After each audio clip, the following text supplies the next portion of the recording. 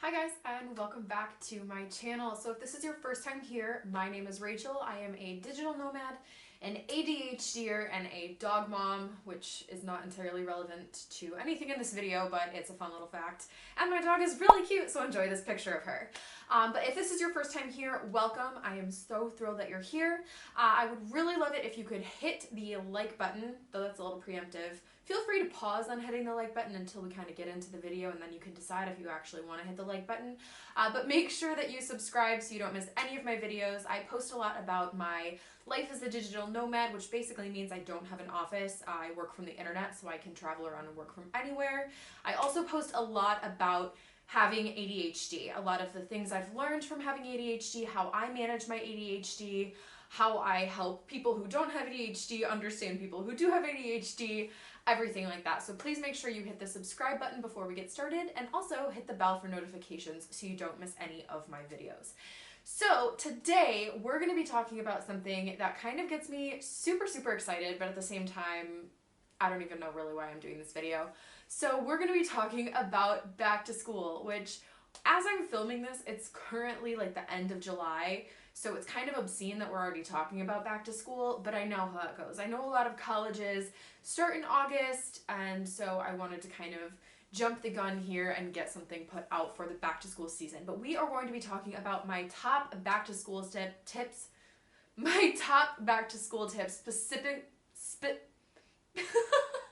Okay, take two. We're going to be talking today about my top tips for college students specifically for the back to school season. So I'm going to try to do a college edition, which obviously this is the college edition. Welcome to the college edition. I'm also going to be doing a high school edition, as well as an edition of back to school tips for parents of ADHDers who are a little bit younger. So there's going to be some of the same information in all three of these videos, but just kind of presented and spun and specifically geared towards people in each life stage that I'm going to be covering. So today we're going to be covering my top tips for college students with ADHD. Even if you don't have ADHD, this is still going to be relevant to you because let's face it, everyone has a little bit of chaos in their brains. So without further ado, let's get started with my top tips for college students with ADHD. My first tip is to figure out how you learn the best and then just do it. That can be a lot easier said than done, but at the same time, there's a lot in society telling us how we should learn, how we should study, that kind of a thing, from the bullet journal, like beautiful note Instagram pages where it's just people like making money off of the fact that they can take notes in this gorgeous way, to all these productivity apps that are like, oh, we'll revolutionize how you study. There's a lot of pressure that tells us how we should study. A lot of people will sit and write in a notebook and that works for them, but it doesn't work for us. Or other people can just listen and they retain the information and that works for them, but it doesn't work for us. Or other people might type up their notes, but you get distracted by Facebook when you're on your computer. So my first tip for you is to figure out how you best learn and then do it. And that's gonna have to happen through a little bit of trial and error. But what I want you to do is kind of evaluate your past experiences and see, okay, what worked here, what didn't work here. For me, it works really well to handwrite my notes. I enjoy handwriting my notes. I enjoy making them very pretty. I have this really intense color coding system that we're not even going to go into right now, but that really works for me. However, I tend to like to have things on hand with me wherever I go, and when you have a notebook and your notes aren't typed up in like OneNote or a Word doc or anything like that, I don't have access to them wherever I go, and then an opportunity to study might pass me by. So what I started doing is I think it was my junior year of college, I ended up getting an iPad with an Apple Pencil, and that way I could take my notes by hand in a notebook on my Apple Pencil, but then I could also access them anywhere because they were in the cloud. So that's just one example of something that really worked for me. Just figure out what you like. Do you like taking notes by hand? Does it stress you out? Do you enjoy recording your classes and then listening them back at a slower or a faster pace? Which I would definitely recommend getting your professor's permission before you record them, because depending on what state you're in, that can be super illegal if you're recording someone and they don't know. So just a little tip there. Definitely figure out how you study best, how you learn best, and then just do it. If that means you need to be holding a downward dog position while you're flipping through flashcards, go buy yourself a nice yoga mat and do it. If that means you need to rewrite your notes 5 times until they stick in your brain, go buy a really nice notebook and some nice pens and treat yourself, and then go rewrite your notes 5 times. If that means you need to look at your notes and record yourself with your phone speaking your notes and then listen to those notes being spoken to you while you're going for a run, go get a glass of water and drink a little bit so your mouth doesn't get dry when you're recording. It doesn't matter how you learn best, you just need to figure out what that is and then do it. Doesn't matter if your friend has really pretty notes and you also want pretty notes, but you don't learn best by writing, don't try to write your notes. It doesn't matter if you see all of these apps that look really, really awesome in the App Store for taking notes and typing them out. If you don't learn by typing, don't do it. Figure out what works for you and stick with that. My next tip is to find the right soundtrack. So this is an area, again, where a lot of people have an opinion on what's going to work best, but at the end of the day, you know what works best for you. Personally, and this is kind of embarrassing to admit, when I was first learning how to drive, anytime I would go on the highway, I would turn on Screamo music, which I have actually been yelled at by like a hard rock, I don't know what you actually call it, metal aficionado, that Screamo is not the correct term, but bear with me, you know what I'm talking about. I would have to turn on Screamo anytime I would drive on the highway when I first got my license because for whatever reason, it calmed my brain enough for me to focus on driving. Currently, when I need to study or work on anything that requires my intense focus, I listen to classical music, specifically like an orchestra, string situation, or piano. Guitar stresses me out when I'm trying to study. I don't know what it is about guitar. I can't do guitar. But really just try a bunch of things and find what works for you. Try different kinds of music. Does the fact that it has lyrics affect you? If so, find something that doesn't have any lyrics, whether that be classical music or techno. It does not matter. You can also try different ambient noise options. There are a bunch of apps out there. One free one that I have found is called Noisily. I think it's Noisili. I probably completely butchered that. It is a free service that lets you combine a bunch of different ambient noises into one that you like. You can play with the levels. So for example, there's like railroad tracks and then noise from a coffee shop and then rain, and you can make the rain louder than the coffee shop and then make the railroad tracks a little bit quieter than everything else. You can kind of blend and mix your own ambient noise. So that's also a really good option, but just try a bunch of different things for background noise and just figure out what works and then do that. Quick note on what I personally use to create kind of a playlist for what I'm going to study to. I really like to use iHeartRadio. I've been using iHeartRadio for years because you can do a thumbs up or a thumbs down on different stations, so it can kind of tailor over time to exactly what you want to listen to. Another option that I have used but don't like as much is the radio option that's attached to iTunes. I don't know what else is going to be happening to that since iTunes is going away. If you haven't heard of that, I'm not going to get into it. But yes, iTunes that we know and love is going away. But the radio function on iTunes is not perfect. I find that at first it shows me the kind of music I want, but no matter how many times I hit yes, play more of this on certain songs, it just kind of eventually completely falls apart. So that is an option if you find a pre-made station like classical study or even like classical renditions of Frank Sinatra songs or even whatever, you know what I mean. So those are 2 options that I have personally used. I definitely recommend iHeartRadio out of those 2 though. My third tip, and this is something I am so guilty of a lot of the time, is be very aware of overburdening, overcommitting, and overwhelming yourself. So especially if this is your first time at college or your first time heading back to college in a while, or your first time back to college since last year, it's really, really easy to get overwhelmed by everything your school has to offer, whether you're on campus or you're commuting. There are so many clubs, so many extracurriculars, so many new people to meet, so many parties to attend. I would definitely recommend that you be very conscious of how much you're taking on and how much you're saying yes to. Something that helps me is to kind of have ground rules set. So for example, okay, I'm not going to go to more than 1 party per week, or I can schedule 2 coffee dates with friends per week. Because it's really easy to get super excited about all the different opportunities you have, all the new people you're meeting, all the new friends you're making, all the new classes you're taking, and then eventually realize you're drowning and your classes are suffering as a result. So what I would also recommend, besides having some ground rules for yourself as far as what you're going to commit to during the week, I would highly recommend having a priority system. And that could look something like your classes come first, maintaining a small group of friends comes second, any extracurriculars like sports or clubs come third, and then social events like parties or hanging out with people you're not really that close with could be fourth. That's just an example of something I came up with really, really quickly that could be good if you don't know where to start.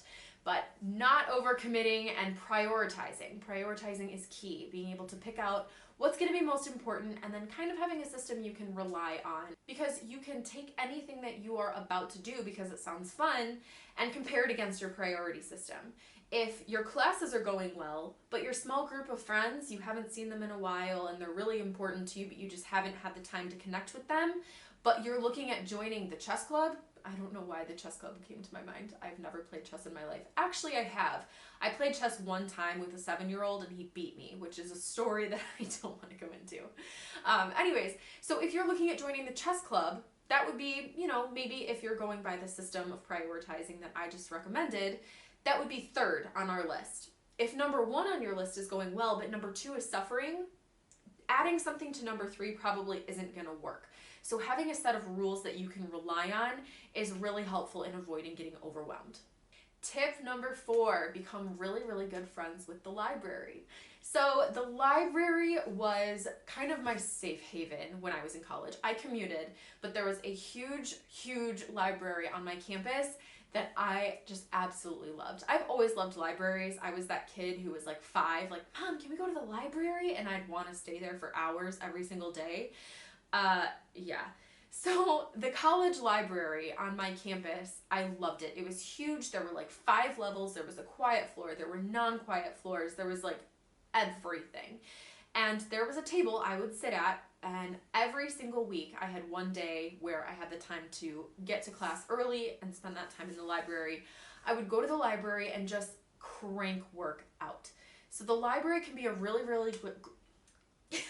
The library can be a really, really great place to get stuff done because it's very quiet. You can focus easily, and that can help a lot of people. If that's not something, if you know that's not something that works for you, if you need a little bit of background noise or you need people bustling around you, or even you just don't like the quiet, though you can have headphones, you can have music in, but whatever. If you know that doesn't work for you, still give it a try, but if you're not sure or if you know that you work well in those kinds of environments, definitely check out your library. College libraries are beautiful things. Most of the time they're huge, gorgeous buildings that have multiple levels, they have books everywhere, and for me personally, that's just a really comforting environment that I can focus easily in, but give it a try. Even if you don't have a 5-story library with a million books everywhere and a quiet floor, that's fine. Give your library a try, see if it's something that works for you, and see if that ambiance is gonna help you. And I know it's really easy to lie to yourself and say, no, I work best in bed with my laptop with Netflix on and the TV in the corner. Really, I do work best then.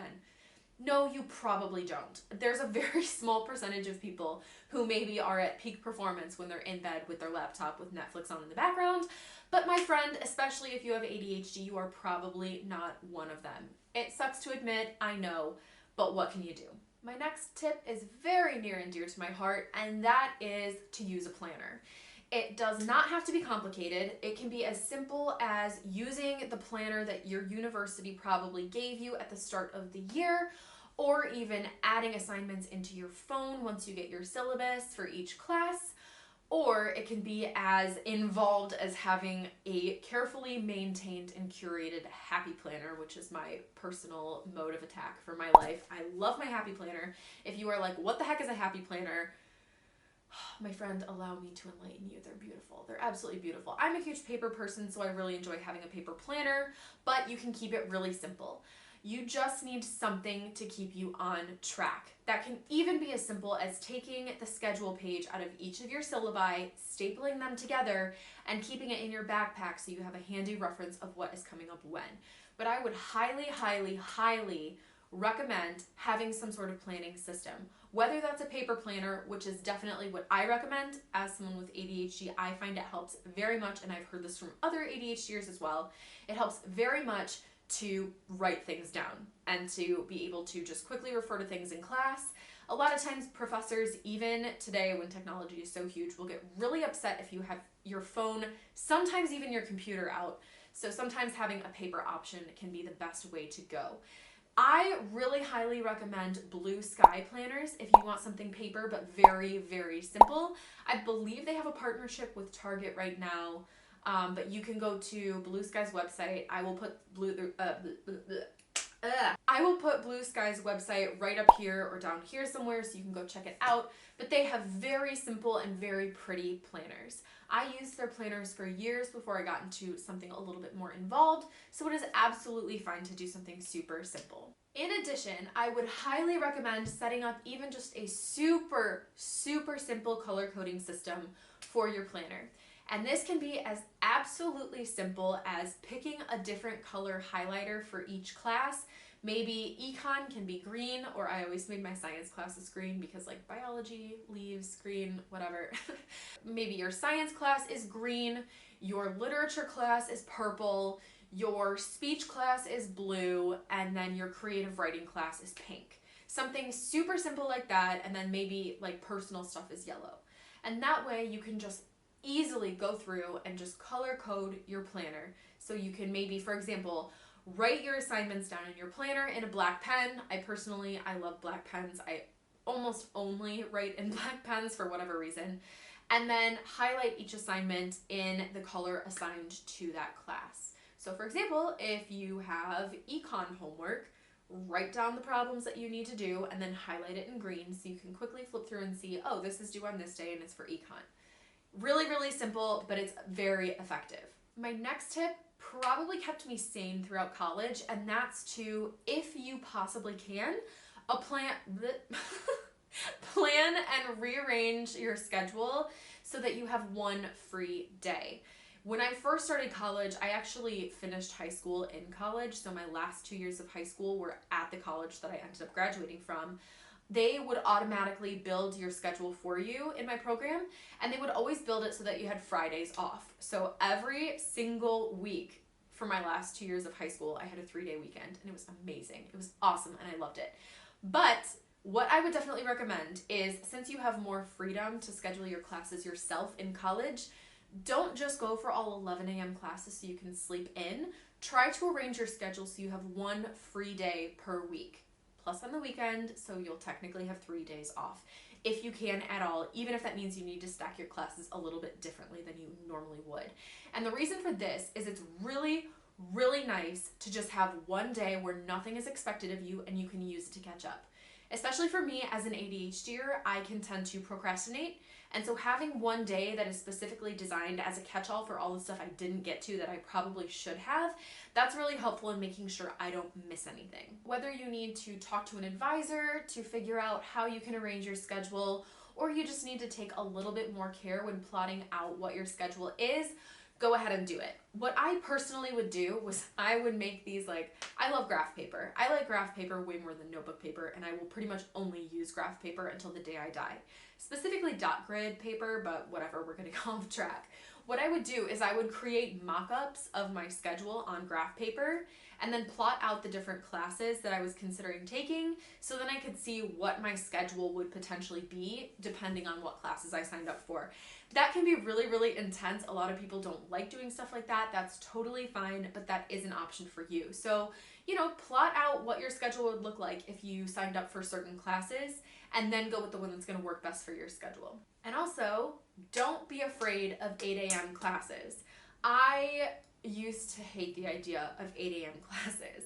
I want to just, sleep in. A lot of times when you're in college or you're a teenager or you're just in that phase of your life, you're like, yes, I can sleep in, I can do whatever I want to do at night, I can go to parties and then still be able to get up for class in the morning. A lot of times, especially if you're prioritizing things and putting your classes first, doing 8 a.m. classes or even earlier classes like 9, not necessarily as early as 8, but 9, even 10 if that's considered early for you, can help you get a jump on the day and also help you to transition into a lifestyle where you're going to be needing to get up a little bit earlier. And that can be very beneficial for a number of reasons.